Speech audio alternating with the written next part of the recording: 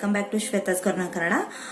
ಇನ್ನು ಮುಂದೆ ನಾನು ನನ್ನ ಈ ವಿಡಿಯೋಸ್ನಲ್ಲಿ ಅಂದರೆ ಟೈಲರಿಂಗ್ ಕ್ಲಾಸನ್ನು ಕಂಟಿನ್ಯೂ ಆಗಿ 1 by 1 ಕ್ಲಾಸ್ಗಳನ್ನು ಇನ್ನು ಮುಂದೆ ಶುರು ಮಾಡ್ತಾ ಇದ್ದೀನಿ. ಸೊ ಹಾಗಾಗಿ ಟೈಲರಿಂಗ್ ಬಗ್ಗೆ ಇಂಟ್ರೆಸ್ಟ್ ಇರೋರು ಕಂಟಿನ್ಯೂಸ್ ಆಗಿ ಇನ್ನು ಮುಂದೆ ನೆಕ್ಸ್ಟ್ ಬರುವಂಥ ವಿಡಿಯೋಸನ್ನೆಲ್ಲನೂ ಕೂಡ ನೀವು ಟೈಲರಿಂಗ್ ಕಲಿಯೋರಿದ್ರೆ ನಿಮ್ಗೆ ಇದು ಹೆಲ್ಪ್ ಆಗುತ್ತೆ ಅಂತ ನಾನು ಹೇಳ್ತಾ ಇದ್ದೀನಿ. ಸೊ ಹಾಗಾಗಿ ಇವತ್ತು ನಾನು ಬೇಸಿಕ್ ಫಸ್ಟ್ ಪಾಠದಿಂದ ಟೈಲರಿಂಗ್ ಕ್ಲಾಸನ್ನು ಸ್ಟಾರ್ಟ್ ಮಾಡ್ತಾ ಇದ್ದೀನಿ. ಬೇಸಿಕ್ ಆಗಿ ಅಂದರೆ ಫಸ್ಟಾಗಿ ಟೈಲರಿಂಗ್ ಯಾರು ಕಲಿಬೇಕಂತ ಇದ್ದೀರಾ, ಸೊ ಅವರಿಗೆ ಬೇಸಿಕ್ ಥಿಂಗ್ಸ್ ಏನೇನು ಬೇಕಾಗುತ್ತೆ ಅಂದರೆ ನಮಗೆ ಬೇಸಿಕ್ ಆಗಿ ಯಾವ ವಸ್ತುಗಳು ಬೇಕು ಟೈಲರಿಂಗ್ ಕಲಿಯೋದಕ್ಕೆ ಅನ್ನೋದನ್ನ ನಾನು ಇವತ್ತು ಒಂದೊಂದಾಗಿ ತಿಳಿಸ್ಕೊಡ್ತಾ ಇದ್ದೀನಿ. ಸೊ ಫ್ರೆಂಡ್ಸ್, ಅದಕ್ಕೂ ಮುಂಚೆ ನೀವು ಹೊಸದಾಗಿ ನನ್ನ ಚಾನಲ್ ಅನ್ನು ನೋಡ್ತಾ ಇದ್ರೆ ಪ್ಲೀಸ್ ಸಬ್ಸ್ಕ್ರೈಬ್ ಮಾಡಿ, ಹಾಗೆ ಪಕ್ಕದಲ್ಲಿ ಕಾಣೋ ಬೆಲ್ ಐಕಾನ್ ಕೂಡ ಪ್ರೆಸ್ ಮಾಡಿ. ನನ್ನ ವಿಡಿಯೋಸ್ ನಿಮ್ಗೆ ಇಷ್ಟ ಆದ್ರೆ ಲೈಕ್ ಕೂಡ ಮಾಡಿ. ಹಾಗಾದ್ರೆ ಬನ್ನಿ ಇವತ್ತಿನ ವಿಡಿಯೋನ ಶುರು ಮಾಡೋಣ. ಟೈಲರಿಂಗ್ ಕಲಿಯೋದಕ್ಕೆ ನಮಗೆ ಕೆಲವೊಂದು ವಸ್ತುಗಳು ಬೇಕೇ ಬೇಕು, ಅಂದ್ರೆ ಅದರಲ್ಲಿ ಬೇಸಿಕ್ ಥಿಂಗ್ಸ್ ಕೆಲವೊಂದಿದೆ. ಸೊ ಅವು ಯಾವ್ಯಾವು ಅಂತ ನಾನು 1 by 1 ನಿಮಗೆ ತಿಳಿಸ್ಕೊಡ್ತಾ ಇದ್ದೀನಿ. ನಾನು ಈ ರೀತಿ ಒಂದು ಬಾಕ್ಸ್ ಅಂದ್ರೆ ಟೈಲರಿಂಗ್ಗೆ ಬೇಕಾಗುವಂತ ಥಿಂಗ್ಸ್ ಗಳೆಲ್ಲಾನು ಕೂಡ ಏನೇನ್ ಬೇಕಾಗುತ್ತೆ ಅಂತ ಈ ರೀತಿ ಬಾಕ್ಸ್ ಅನ್ನ ಮಾಡಿಬಿಟ್ಟು ಅದರಲ್ಲಿ ಹಾಕಿಟ್ಕೊಂಡಿದ್ದೀನಿ. ಅಂದ್ರೆ ನಾವು ಟೈಲರಿಂಗ್ ಮಾಡುವಾಗ ಎಲ್ಲಾ ವಸ್ತುಗಳು ಒಂದೇ ಬಾಕ್ಸ್ ಅಲ್ಲಿ ನಿಮ್ಗೆ ಸಿಗುತ್ತೆ. ನೀವು ಕೂಡ ಈ ರೀತಿ ಒಂದು ಬಾಕ್ಸ್ ಅನ್ನ ಮಾಡಿಟ್ರೆ ನಿಮ್ಗೆ ತುಂಬಾ ಯೂಸ್ ಆಗುತ್ತೆ. ಸೊ ಮೊದಲನೇದಾಗಿ ಟೈಲರಿಂಗ್ ಕಲಿಬೇಕಾದ್ರೆ ನಮಗೆ ಬೇಕಾಗುವಂತ ವಸ್ತು ಅಂದ್ರೆ ಅದು ಟೇಪ್. ಅಂದ್ರೆ ಅಳತೆ ಮಾಡೋದಕ್ಕೆ ಪ್ರತಿಯೊಂದು ಯಾವುದೇ ಸ್ಟಿಚಿಂಗ್ ನೀವು ಏನೇ ಹೊಲಿಬೇಕಾದ್ರೂ ಕೂಡ ಪ್ರತಿಯೊಂದನ್ನು ಅಳತೆ ಮಾಡಿಕೊಂಡು ಹೊಲಿಬೇಕಾಗುತ್ತೆ. ಸೊ ಹಾಗಾಗಿ ಇದು ನಮಗೆ ತುಂಬಾನೇ ಇಂಪಾರ್ಟೆಂಟ್. ಈ ರೀತಿಯಾದಂತ ಒಂದು ನಮಗೆ ಟೇಪ್ ಬೇಸಿಕ್ ಆಗಿ ಫಸ್ಟ್ ಆಫ್ ಆಲ್ ಬೇಕು. ಅದಾದ ನಂತರ ನಮ್ಗೆ ಬೇಕಾಗುವುದು ಥ್ರೆಡ್. ಯಾಕಂದ್ರೆ ಹೊಲಿಯೋದಕ್ಕೆ ಮೇನ್ ಇಂಪಾರ್ಟೆಂಟ್ ಅಂದ್ರೆ ಥ್ರೆಡ್. ನೀವು ಯಾವ ಬಟ್ಟೆನ ಸ್ಟಿಚ್ ಮಾಡ್ತಾ ಇದ್ದೀರಾ ಆ ಬಟ್ಟೆಗೆ ಹೊಂದುವಂತ ನೀವು ಯಾವ್ದಾದ್ರು ಥ್ರೆಡ್ ಅನ್ನ ಕೂಡ ತಗೋಬಹುದು. ಜೊತೆಗೆ ನೆಕ್ಸ್ಟ್ ನಮ್ಮ ಇಂಪಾರ್ಟೆಂಟ್ ನಮ್ಮ ಟೈಲರಿಂಗ್ ಅಲ್ಲಿ ಅಂತ ಅಂದ್ರೆ ಅದು ಸೀಸರ್. ಯಾಕಂದ್ರೆ ಸೀಸರ್ ಇಲ್ದೇನೆ ನಾವು ಯಾವ್ದೇನು ಸ್ಟಿಚ್ ಮಾಡೋದಕ್ಕೂ ಆಗಲ್ಲ, ಪ್ರತಿಯೊಂದಕ್ಕೂ ನಮ್ಗೆ ಸೀಸರ್ ಇಲ್ಲದೆ ಸ್ಟಿಚಿಂಗ್ ಕಲಿಯೋದಕ್ಕೂ ಆಗಲ್ಲ. ಸ್ಟಿಚಿಂಗ್ ಮೇನ್ ಇಂಪಾರ್ಟೆಂಟ್ ಪಾರ್ಟೇ ನಮ್ಮ ಸೀಸರ್, ಹಾಗಾಗಿ ಇದು ಕೂಡ ಇಂಪಾರ್ಟೆಂಟ್ ಇದೆ.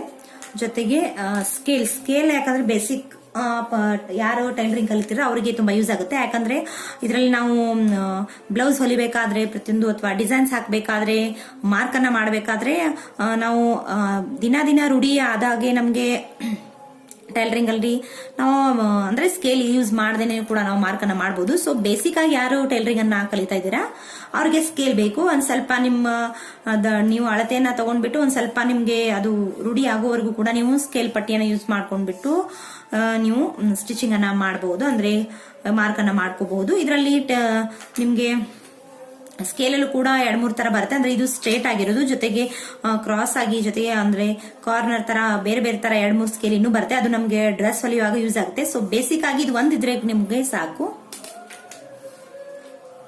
ಜೊತೆಗೆ ಚಾಕ್ ಅಂದ್ರೆ ಇದು ಟೈಲರಿಂಗ್ ಮಾರ್ಕರ್ ಅಂತ ಸಿಗುತ್ತೆ ನೋಡಿ. ಈ ರೀತಿಯಾಗಿ ಬಾಕ್ಸ್ ಸಿಗುತ್ತೆ. ಇದರಲ್ಲಿ ಕಲರ್ ಈ ರೀತಿಯಾದಂತ ಚಾಕ್ಸ್ ಬರುತ್ತೆ ನೋಡಿ. ಈ ರೀತಿಯಾಗಿ ಚಾಕ್ ಪೀಸಸ್ ಬರುತ್ತೆ. ಅಂದ್ರೆ ನೀವು ಬಟ್ಟೆ ನಿಮ್ದು ಯಾವ ಬಣ್ಣದ ಬಟ್ಟೆನ ಯೂಸ್ ಮಾಡ್ತೀರಾ ಆ ಕಲರ್ಗೆ ಅಪೋಸಿಟ್ ಆಗಿ ನೀವು ಅದರಲ್ಲಿ ಈ ರೀತಿ ಮಾರ್ಕರ್ ಅನ್ನ ಯೂಸ್ ಮಾಡಬಹುದು. ಇದು ಬಟ್ಟೆಗೆ ಬಳಸುವಂತ ಚಾಕ್ ಪೀಸು.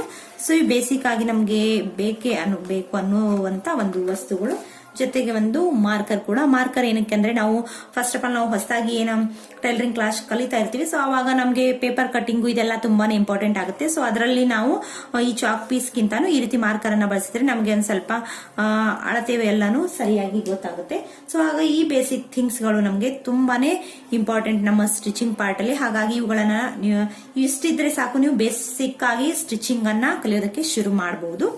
ಈ ರೀತಿ ನಾನು ಈ ರೀತಿ ಸ್ಟಿಚಿಂಗ್ ಅನ್ನ ಮಾಡೋದಕ್ಕೆ ಬೇಕಾದ ಥಿಂಗ್ಸ್ ಗಳನ್ನ ಅಂದ್ರೆ ಥ್ರೆಡ್ ಅನ್ನೆಲ್ಲಾನು ಈ ರೀತಿಯಾಗಿ ಬಾಕ್ಸ್ ಅನ್ನ ಒಂದು ಮಾಡಿ ಇಟ್ಕೊಂಡ್ ಬಿಟ್ಟಿದ್ದೀನಿ. ಸೊ ಇದನ್ನ ನಿಮ್ ಜಸ್ಟ್ ಹಾಗೆ ನಿಮ್ಗೂ ಕೂಡ ಹೆಲ್ಪ್ ಆಗ್ಲಿ ಅಂತ ತೋರಿಸ್ತಾ ಇದ್ದೀನಿ. ಅಂದ್ರೆ ಥ್ರೆಡ್ ಗಳೆಲ್ಲಾನು ಕೂಡ ಈ ಬಾಕ್ಸ್ ಅಲ್ಲಿ ಈ ರೀತಿಯಾಗಿ ಹಾಕಿಟ್ಟಿದೆ. ಅಂದ್ರೆ ಇದರಿಂದ ಮಟೀರಿಯಲ್ ನಮ್ಮ ದಾರಗಳು ಕೂಡ ಒಂದಕ್ಕೊಂದು ನೋಡಿ ನಾನು ಈ ರೀತಿ ಇಟ್ಟಿದ್ದೀನಿ. ಸೊ ಒಂದಕ್ಕೊಂದು ಯಾವುದೇ ಕೂಡ ಸಿಕ್ಕಾಕೊಂಡಿಲ್ಲ.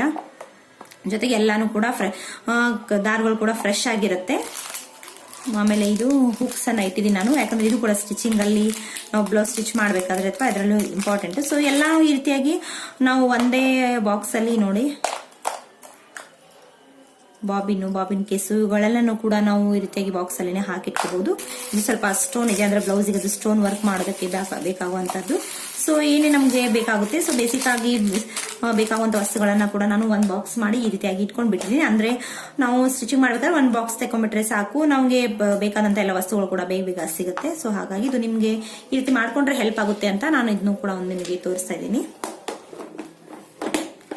ಸೊ ಫ್ರೆಂಡ್ಸ್, ಈ ರೀತಿಯಾಗಿ ಇಷ್ಟು ಥಿಂಗ್ಸ್ ಇದ್ರೆ ನೀವು ಬೇಸಿಕ್ ಆಗಿ ಸ್ಟಿಚಿಂಗ್ ಅನ್ನ ಟೈಲರಿಂಗ್ ಕ್ಲಾಸ್ ಅನ್ನ ಸ್ಟಾರ್ಟ್ ಮಾಡಬಹುದು. ಸೊ ಈ ವಿಡಿಯೋ ನಿಮ್ಗೆ ಯೂಸ್ ಆಗುತ್ತೆ ಅಂತ ಅನ್ಕೊಂಡಿದೀನಿ. ಇದ್ರ ಮುಂದಿನ ಭಾಗ ಅಂದ್ರೆ ನಮ್ಮ ಟೈಲರಿಂಗ್ ಕ್ಲಾಸ್ ನ 2ನೇ ಪಾರ್ಟ್ ಅನ್ನ ನಾನು ಮುಂದಿನ ವಿಡಿಯೋದಲ್ಲಿ ನಿಮ್ಗೆ ತೋರಿಸ್ಕೊಡ್ತೀನಿ. ಸೊ ಇನ್ ಮುಂದೆ ಕಂಟಿನ್ಯೂಸ್ ಆಗಿ 1 by 1 ಎಲ್ಲ ಕ್ಲಾಸ್ಗಳು ಕೂಡ ನಿಮ್ಗೆ ನಾನು ಹೇಳ್ತಾ ಹೋಗ್ತೀನಿ. ಸೊ ನಿಮ್ಗೆ ಅದ್ರ ಬಗ್ಗೆ ಯಾವುದೇ ರೀತಿಯಂತ ಡೌಟ್ಗಳಿದ್ರೆ ಅಥವಾ ಕನ್ಫ್ಯೂಷನ್ ಇದ್ರೆ ಇದು ನೀವು ನಂಗೆ ಕಮೆಂಟ್ಸ್ ಮಾಡಿ ತಿಳ್ಕೋಬಹುದು. ಜೊತೆಗೆ ನಮ್ಮ ಇನ್ಸ್ಟಾಗ್ರಾಮ್ ಕೂಡ ಇದೆ, ಶ್ವೇತಾಸ್ ಕಾರ್ನರ್ ಅಂತ, ಅಲ್ಲಿ ಕೂಡ ನೀವು ನನ್ನ ಫಾಲೋ ಮಾಡಬಹುದು. ಸೊ ಫ್ರೆಂಡ್ಸ್, ಹಾಗಾದ್ರೆ ಈ ವಿಡಿಯೋನ ಇಲ್ಲಿಗೆ ಏನ್ ಮಾಡ್ತೀನಿ. ಇದರ ನೆಕ್ಸ್ಟ್ ಪಾರ್ಟ್ ಅಂದ್ರೆ 2ನೇ ವಿಡಿಯೋನ ನಾನು ಮುಂದಿನ ವಿಡಿಯೋದಲ್ಲಿ 2ನೇ ಪಾರ್ಟ್ ಅನ್ನ ಅಪ್ಲೋಡ್ ಮಾಡ್ತೀನಿ. ಹಾಗಾಗಿ ಈ ವಿಡಿಯೋನ ಇಲ್ಲಿಗೆ ಎಂಡ್ ಮಾಡ್ತೀನಿ. ಈ ವಿಡಿಯೋ ನಿಮ್ಗೆ ಇಷ್ಟ ಆಗಿದ್ರೆ ಪ್ಲೀಸ್ ಲೈಕ್ ಮಾಡಿ. ಹಾಗೆ ಹೊಸದಾಗಿ ನೀವು ಚಾನಲ್ ನೋಡ್ತಾ ಇದ್ರೆ ಪ್ಲೀಸ್ ಸಬ್ಸ್ಕ್ರೈಬ್ ಆಗಿ. ಸಿಗ್ತೀನಿ ಮುಂದಿನ ಮತ್ತೊಂದು ವಿಡಿಯೋದಲ್ಲಿ ಫ್ರೆಂಡ್ಸ್. ಅಲ್ಲಿವರೆಗೂ ಎಲ್ಲರಿಗೂ ನಮಸ್ಕಾರ.